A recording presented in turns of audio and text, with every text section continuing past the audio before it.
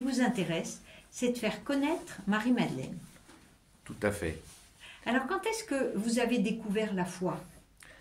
Eh bien, la foi, j'ai retrouvé la foi en chantant dans une église, qui est une église très connue, qui était un lieu de pèlerinage supérieur à Compostelle, qui est Saint-Gilles du Gard. Donc, c'est dans cette église, dans cette abbatiale, que j'ai mystérieusement, je ne le faisais pas avant, je me suis mis à chanter. Et c'est là où j'ai rencontré Jésus dans mon cœur. Et ça a bouleversé effectivement toute ma vie à ce moment-là, parce que je cherchais à l'extérieur de moi. Et comme Jésus l'a dit, quand cesserez-vous de me chercher à l'extérieur de vous? Et bien là, je l'ai rencontré dans mon cœur. Donc, vous êtes devenu croyant. Ben, j'ai été, merci à mes parents, j'ai été baptisé, j'avais 1 mois et demi. Et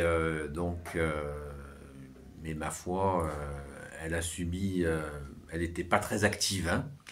Et c'est donc vers l'âge de 40 ans que j'ai fait cette rencontre avec Jésus dans mon cœur.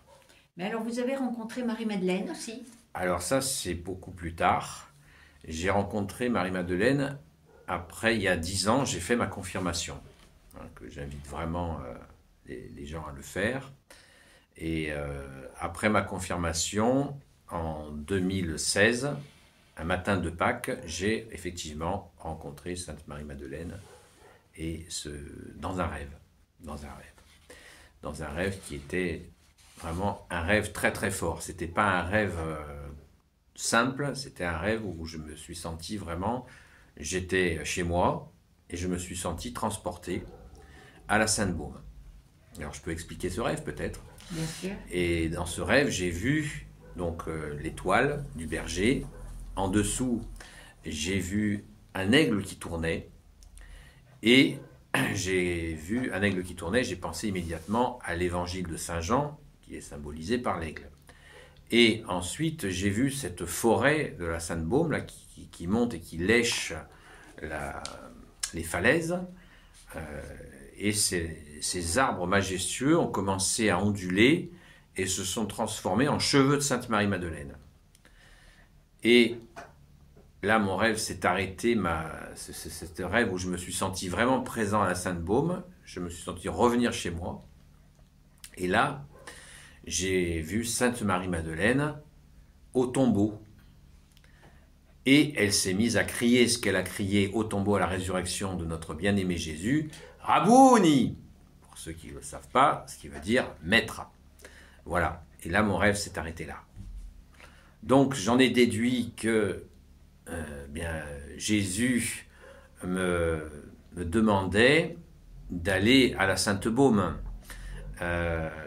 Parce que quand j'ai vu ses cheveux à Sainte Marie-Madeleine, je me suis posé la question, pourquoi ses cheveux? Vous savez que la symbolique des cheveux, c'est la force. Et comme vous remarquez, c'est pas mon fort. Donc j'ai compris que Sainte Marie-Madeleine me prêtait sa force, et Dieu sait qu'elle en a eu, et qu'elle en a toujours, pour justement aller dans cette proximité de Jésus, dans le sens de la résurrection, puisque Sainte Marie-Madeleine est une locomotive en fait. C'est un accélérateur. Dans ce cri Rabouni, qui veut bien dire que c'est, comme Jésus nous l'a dit, vous n'avez qu'un seul maître, c'est le Christ. Et c'est ce rappel, et donc régulièrement, je vais donc tous les 15 jours, depuis plus d'1 an maintenant, à la Sainte-Baume, je vais à la messe à 11h à la grotte, et après je monte au Saint-Pilon, à la chapelle du Saint-Pilon. Et pourquoi la Sainte-Baume? Parce qu'elle a habité là?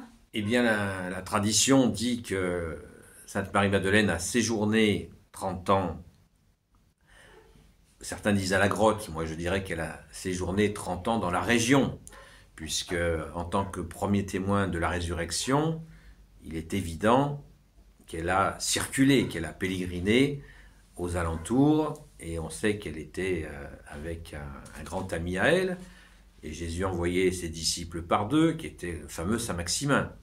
Donc une grande amitié entre Sainte Marie-Madeleine et Saint-Maximin, ça fait aucun doute. Et du coup, c'est ce lieu qui est imprégné de cette présence de Sainte Marie-Madeleine, cette fameuse Sainte-Baume, où des gens viennent du monde entier. Hein. Moi, je rencontre encore, pas plus tard que ce dimanche, j'ai rencontré une Australienne. Il n'y a pas longtemps, c'était une Hawaïenne. Des Russes, des Américains, des gens d'Afrique, des Anglais, des Irlandais. C'est vraiment... on voyage beaucoup là-bas. Et vous leur parlez de Marie-Madeleine. Vous Bien voulez sûr, la mais faire connaître. ben, ils viennent vraiment avec un élan. Certaines personnes viennent et ont rêvé de Sainte Marie-Madeleine qui leur ont demandé, où ils ont eu un rêve où Sainte Marie-Madeleine leur a demandé de venir. Donc il se passe des choses mystérieuses à la Sainte-Baume. Et vous, Patrick, on vous reconnaît parce que vous avez toujours un tableau Oui. devant vous que vous portez de Marie-Madeleine. Oui, tout à fait, c'est celui qui est là. Et je l'ai toujours avec moi. Les Devant. gens... Oui, tout à fait. Il n'est pas caché sous votre manteau. Non, je le porte tantôt sur mon bras gauche, tantôt sur mon bras droit. Et je le porte avec moi parce qu'il se trouve... Pourquoi ce tableau? Parce que Sainte Marie-Madeleine, quand je l'ai vue en rêve, j'ai cherché dans toutes les images possibles existantes sur Internet de Sainte Marie-Madeleine. Et j'ai trouvé ce visage qui est vraiment le plus proche de celui que j'ai vu dans mon rêve. Et il s'est passé quelque chose d'extraordinaire, c'est qu'il y a quelques mois, j'ai rencontré une Hollandaise qui est venue et qui a entendu Sainte Marie-Madeleine dans un rêve, qui lui a dit « Viens à la Sainte-Baume ». Et nous nous sommes rencontrés. Et je lui ai demandé de décrire Sainte Marie-Madeleine qu'elle avait vue dans son rêve. Et bien c'est la même personne.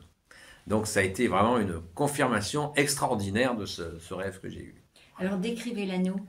Ben, elle est châtain clair, elle est de taille vraiment moyenne petite, et elle a donc je ne l'ai pas vue avec une chevelure immense comme elle est représentée parfois, donc châtain clair, mais des traits de visage très très fins.